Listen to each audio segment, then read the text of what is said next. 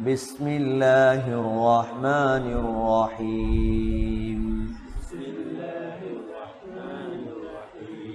تبارك الذي بيده الملك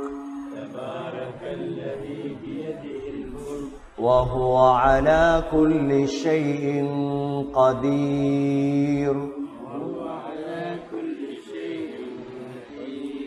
الذي خلق الموت والحياة ليبلوكم أيكم أحسن عملا وهو العزيز الغفور الذي خلق 7 سماوات طباقا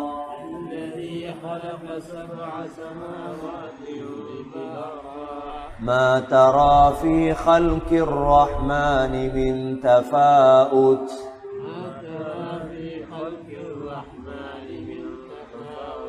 فارجع البصر هل ترى من فطور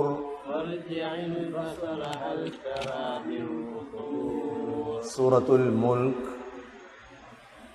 இந்த சூறாவும் மக்கியா, மக்காவில் இறக்கப்பட்ட சூறா. இந்த சூறாவுக்கு 30 ஆயத்துகள் கொண்ட சூறா இந்த சூறா. இந்த சூறாவுக்கு பல பெயர்கள் இருக்கு. அதுல ஒரு பெயர் தான் சூரத்துல் முல்க், மற்ற பெயர் தான் சூரத்துல் வாக்கியா, மூன்றாவது பெயர் தான் சூரத்துல் முன்ஜியா, நாலாவது பெயர் தான் சூரத்துல் முஜாதலா. ஏன் இந்த சூறாவுக்கு சூரத்துல் முஜாதலா என்ற பெயர் என்றால், இன்ஷா அல்லாஹ் கபர்ல போய் தனிய தூங்கும் பொழுது எங்களுக்காக வாதாடக்கூடிய ஒரே ஒரு சூறா இந்த சூறா மாத்திரம்தான். இந்த சூறாவை பாடமாக்கி ஓதியவருக்கு கபர்ல இந்த சூறா வாதாடும். அதனாலதான் இப்னு அப்பாஸ் ரலியல்லாஹு அன்ஹு இந்த சூறாவுக்கு சூரத்துல் முஜாதலா, எங்களை வேதனைகள் வந்து நெருங்காம இது முன்கர் நக்கீரோட வாதாடும் இந்த சூறா. இந்த சூறாவுடைய உள்ளடக்கம், இந்த சூறாவுக்குள்ள என்ன இருக்குது? இதுல முக்கியமாக அல்லாஹ் நான் யார் என்பதை அல்லாஹ் விளங்கப்படுத்துறார். அல்லாஹ் யார்? அடுத்ததாக வாழ்க்கையை உங்களுக்கு தந்தது எதற்கு? உங்களுக்கு வாழ்க்கையை தந்ததனுடைய நோக்கம் என்ன? மூன்றாவதாக 7 வானத்தையும் தட்டு தட்டாக நாங்க படைத்தது, அதிலும் ஆக முதல் வானத்தை நட்சத்திரங்களால அலங்கரித்தது ஏன் என்ற விடயத்தை அல்லாஹ் சொல்றார். சொல்லிட்டு என்ன மறுத்தவர்களை நான் நரகத்தில் போடுவேன். நரகத்துடைய 4 வகையான தன்மைகள் அல்லாஹ் பேசுறார். நரகம் என்பது நீங்க நினைச்ச மாதிரி உலகத்துடைய கடூழிய சிறை தண்டனையோ அல்லது சும்மா ஜெயில போட்டு வைக்கிறதோ நரகம் அல்ல.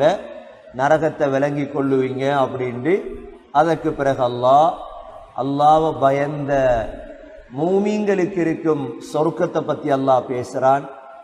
தொடர்ந்தும் அல்லாஹ் நான் நினைச்சா, அல்லாஹ் சொல்றான், நான் நினைச்சா ஒரு வினாடியில உலகத்தை அழிச்சிருவேன் என்ற அச்சத்தையும் அல்லாஹ் உருவாக்கிட்டு கடைசியாக அல்லாஹ் சூறாவை முடிக்கின்றான். கியாமத் உண்மை, ஆகிரம் உண்மை. ஆகவே உலகத்துடைய சுருக்கமான வாழ்க்கையில அல்லாஹ்வை பயந்து வாழுங்க என்று சொல்லிட்டு கடைசி ஒரு விடயம் சொல்றான் அல்லாஹ். நீங்க எனக்கு மாறு செய்றீங்க, உங்களுக்கு குடிக்கிறதுக்கு நான் தண்ணிய தரலண்டா நீங்க என்ன செய்வீங்க? நீங்க குடிக்கிற தண்ணி நான் தந்த தண்ணி, நான் தண்ணியை தரலன்னா நீங்க என்ன செய்வீங்க?